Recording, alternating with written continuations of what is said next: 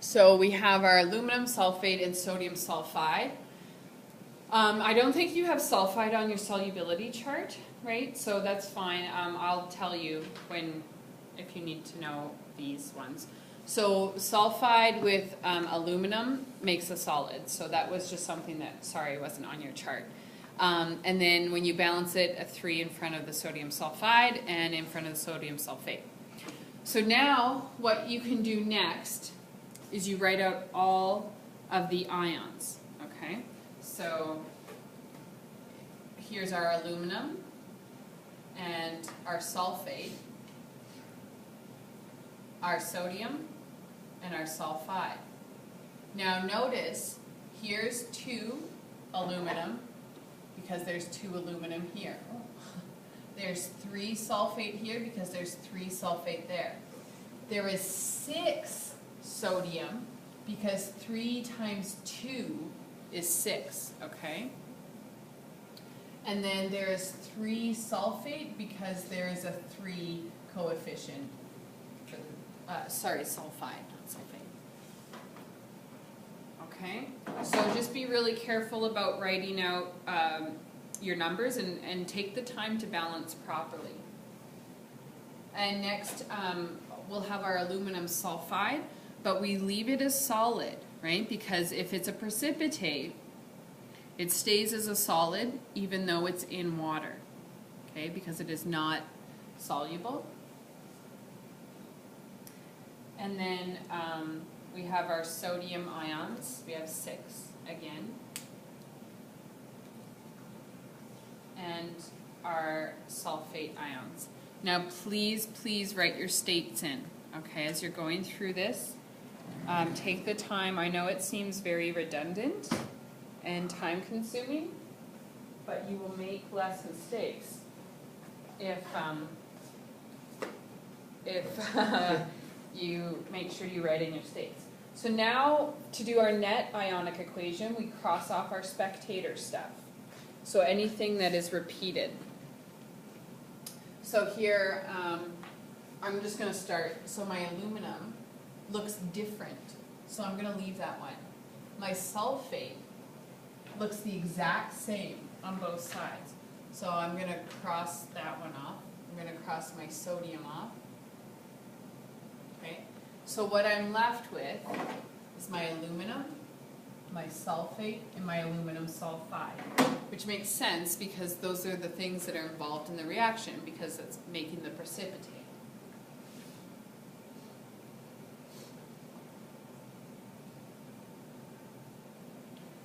So you may be able to see, well, if I notice there's a precipitate and I can see what ions form it, I could just skip there. And that's fine. But I want you to just be able to practice the ability to write all of this out. If a question just asked you to just give me the net ionic equation and you could skip there, you could do that. Just be careful about your coefficients and your numbers, right? So if you looked here, you would know that there's 2 aluminum ions and you could skip to it. So, but if you don't know what I mean by skipping a step, then just ignore that.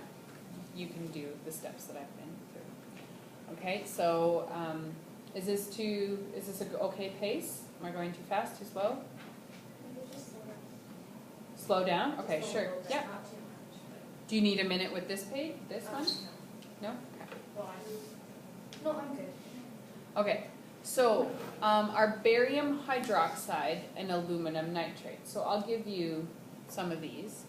So barium is Ba2+, so it makes BaOH bracket 2, and this is aqueous.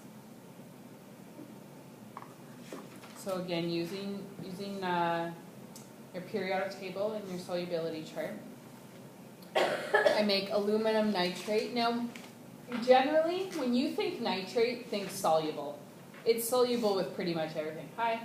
Why is it aqueous? Because on the solubility chart it's solid.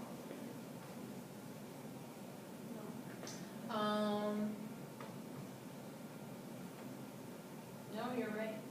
Well, on this solubility chart it's different. Oh. So it includes, So there's all of our group 1. And SR, CA, and BA. That's interesting. Okay, let's make that adjustment then.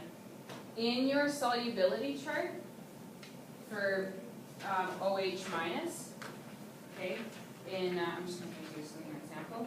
This one adds Ca2 plus, Sr2 plus, and Ba2 plus, right? I don't know why I didn't have that one.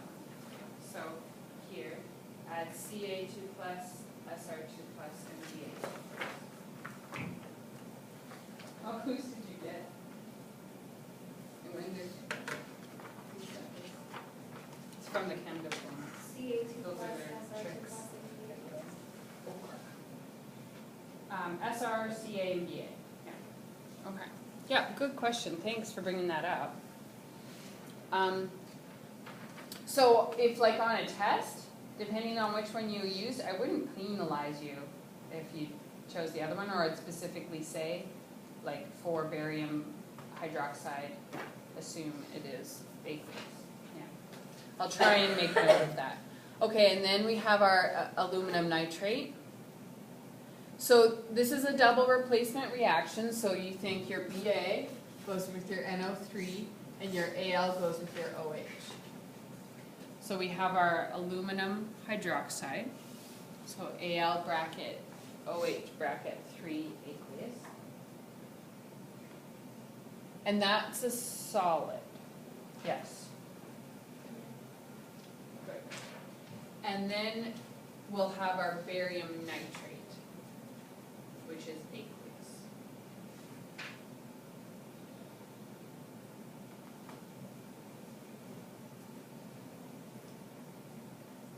Okay. So now, anything that is aqueous, you write it out as its ion. Again, being careful about your coefficients. Should we balance it? Oh yes, thank you, Rachel. Please do. Yes, so let's balance it first. So after you balance, it's 3, 2, 2, 3.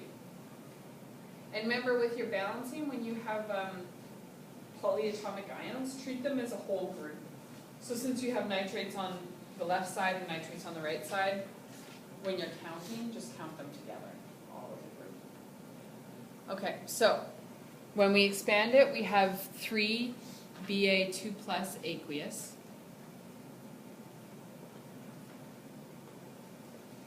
6 hydroxide, because I take my coefficient times by my 2 subscript to give me 6.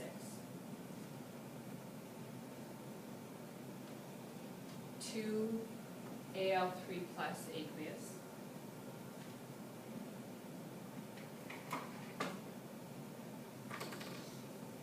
Plus 6 NO3. Again, I take my 2 coefficient multiplied by my 3 subscript.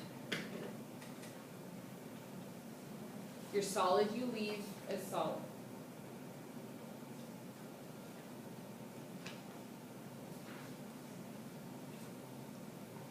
Three barium nitrate ions. And 6 nitrate ions. I said 3 barium nitrates. 3 barium ions and 6 nitrate.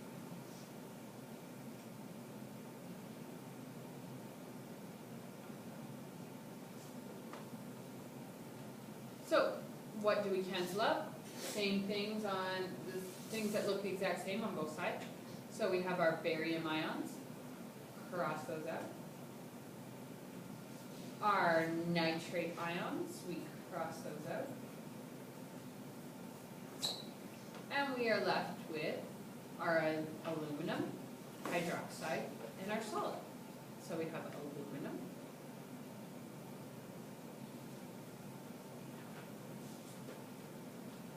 Our hydroxide, and our solid aluminum hydroxide. Does it matter what order you write it in? No. Like if you go to the website first? No. Fine. Hey, look at what I did. Okay, I will come in and look. made my precipitate Yeah. that you have to put in a hazmat container out in the Yeah, back. Mr. and I that helps. Hi, Mrs. Goodall. Sorry, I totally interrupted your line. No, that's okay. How many kids are in big class? Can you put the